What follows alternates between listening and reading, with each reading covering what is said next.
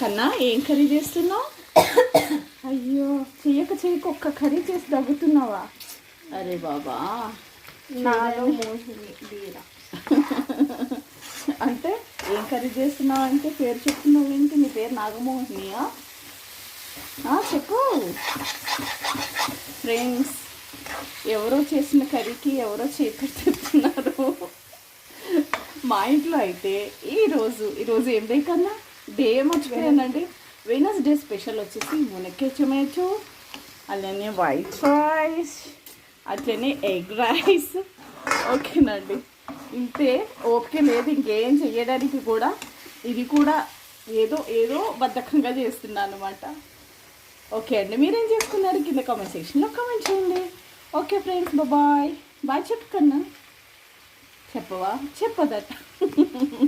Bye.